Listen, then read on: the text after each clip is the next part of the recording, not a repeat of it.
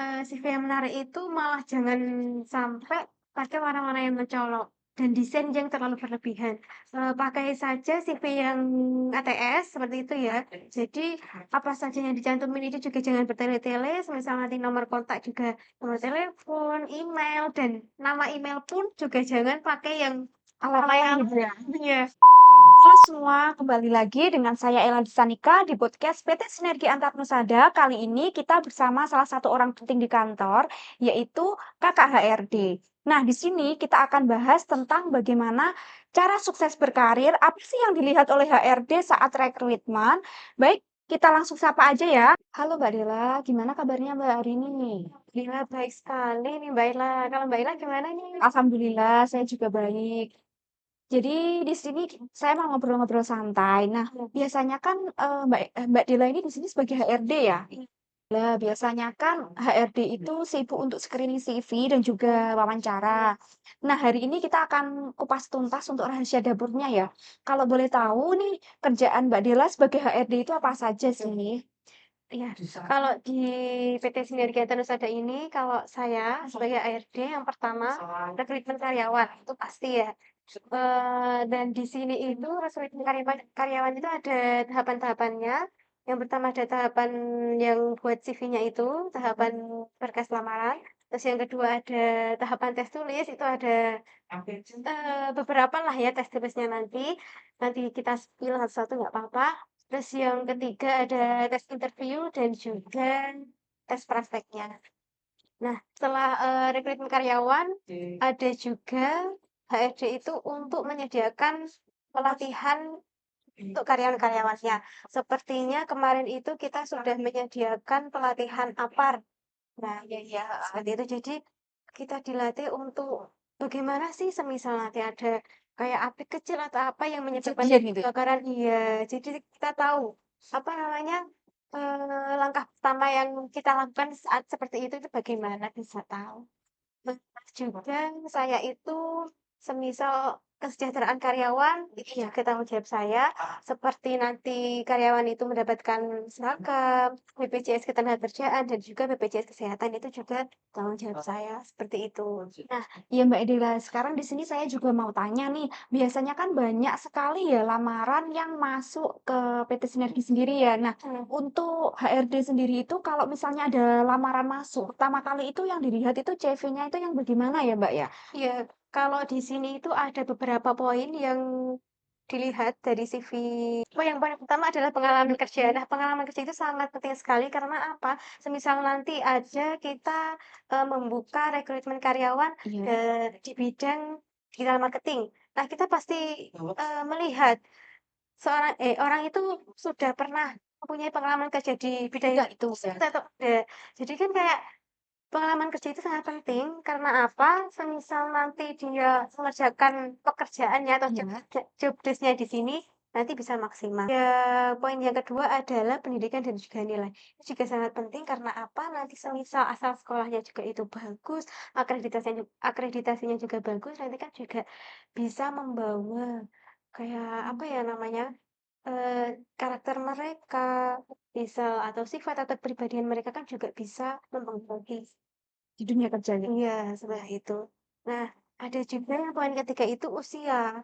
Nah, kita itu tidak bisa, bukan tidak bisa ya, apa namanya, meminimalisir untuk menerima karyawan yang Iya. sudah menikah. Seperti itu. Kenapa ya Mbak kalau boleh tahu itu? Karena semisal nanti sudah menikah, pasti kayak pola pikir ataupun energi atau apa ya, pola pikirnya beda gitu ya, Mbak, ya? Iya bener, pola pikirnya sudah beda. Jadi di sini itu maksimal 30 tahun diterima kerjanya di sini. Oh. Nah, sekarang saya itu mau tanya lagi ya Mbak Dila. Menurutnya Mbak Dila ini sebagai HRD, itu CV yang menarik itu yang seperti apa ya?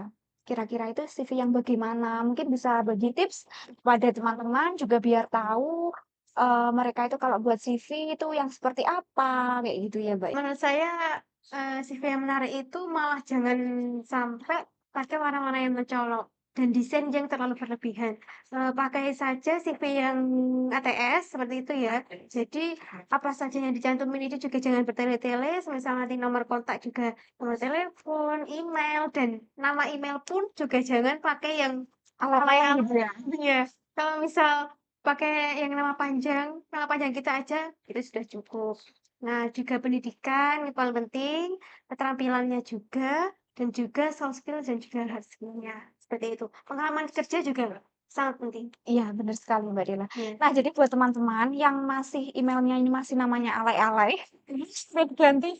Oke, nah kan biasanya kalau sudah lolos di screening CV sendiri itu ya Mbak ya, itu nanti kan ada panggilan interview. Nah, interview ini mungkin yang bakal banyak ditakutin sama orang-orang yang para pencari kerja itu kadang mereka itu gampang ngeblank kalau dikasih pertanyaan-pertanyaan. Nah, tips menjawab pertanyaan agar tidak ngeblank saat interview itu seperti apa ya Mbak?